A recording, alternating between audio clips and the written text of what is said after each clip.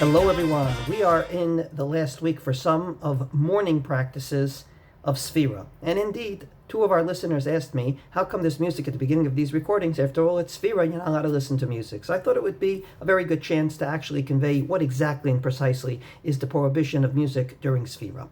So let's begin right at the beginning. Introduction number 1. This is supposed to be a very happy time. Indeed, in the Torah, it's written in what's called Parshat HaMoadot that we're going to read this week in Parshat Emor, namely in between Pesach and Shavuos, we have the counting of the Omer. And indeed, the Ramban famously says on those words that Sefira is like Chol HaMoed. After all, there are 7 days of Sukkot and the 8th day is Shmini Atzeret. So he says there are 7 weeks in between Pesach and Shavuos. That's like Chol HaMoed. And ultimately the 8th day, the 50th day, is Shavuos. So it's supposed to be a happy time. But due to the death of the students of Rabbi Akiva and due to the Crusades, the Chmielnicki massacres, and many other terrible tragedies that happened during this period of time, it somehow morphed into also a period of mourning. Introduction number 2. Is there a source for not listening to music during Sefira? The answer is there is no source whatsoever. Find anywhere in the classical poskim, including the Shulchan Aruch, the commentators on the Shulchan Aruch, anything about not listening to music during Sefira. What do we have? So one of the earliest sources of the Sefira practices is the Ritz Geyat. The Ritz Geyat was the teacher of the father of the Rambam, and he says in his Hilchot Sfirat HaOmer, the following words, Umin HaKol Yisrael, it's a custom, and again I absolutely emphasize a custom, Shelo Lisa ben Pesach la'asaret, not to get married between Pesach and Shavuos, V'lo mishum musar, not because it's a prohibition or even a rabbinic one, just a custom, Ella, because of the death of the students of Rabbi Akiva. The Beit Yosef brings this and says it's even earlier from the time of the Geonim, so it's an ancient practice not to get married. Comes along the tour and actually adds on an additional morning practice, and that is not only not to get married, but yesh mekomot shenagu shelo listaper. And indeed, there's places where they didn't get haircuts, whatever, include shaving, yes, no, for Shabbos, not the time now. The bottom line is that there is a prohibition on the books for A, getting married, B, not getting haircuts. There is nothing, however, in these classical sources about music. So music is not part of this minhag. From this perspective, when the Shulchan Aruch codifies this law, he indeed, as you can see on the screen, just brings these two, namely, not to get married and not to get haircuts.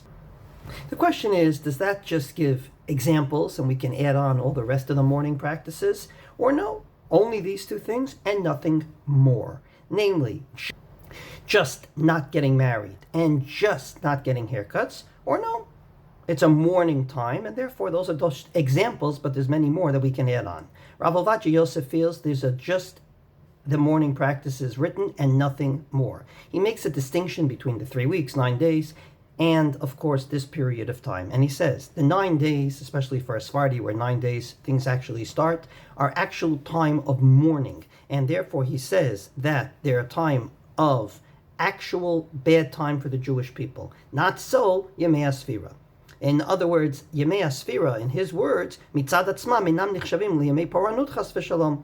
They're not times of mourning. Actually, as a matter of fact, the Ramban said they're like Chol HaMoed. But Yitzchak Yaakov Weiss in his Minchot Yitzchak basically says that dealing with the Isser of music, he basically says that we can take an example from something that was written regarding dancing, not just from Sefira, but from the 3 weeks, 9 days, namely equating between them. In other words, in his words, the bottom line is that they are the same in the sense of they go into a category of mourning. La halacha, this seems to be a machlokas between Rav Moshe Feinstein and Rav Soloveitchik. Rav Soloveitchik famously said that you cannot have any mourning practice without putting it into an existing category of mourning. So it has to be like Yud Bet Chodesh, the 12 months on a father or mother, or Shloshim, or Shiva. And therefore, he says, since he believes that Sefira is like Yud Bet Chodesh, he comes out with a heter. And that is, just like during the 12 months, you're allowed to shave the minute someone tells you you're ugly, which for people that shave every day, that is every day. You can shave every day. But Moshe Feinstein disagrees. He says, no, there's a minhag. The minhag is not to shave, not to take haircuts, and only b'makom hefsed, when there's actually loss of money, then and only then can you go ahead and shave. In other words, the minhag is a minhag, and whatever nahagu, doesn't have to go into a category of avelus. So, as you could see, between Rav Moshe Feinstein and the Rav Soloveitchik, or between the Minchas Yitzchak and Rav Ovadia Yosef, the ramification will be a heter and a chumrah. The heter, you can shave all day, every day, or not. The kula would be our question of music, namely, Ha'im Nahagu. According to Rav Moshe, that would be the question.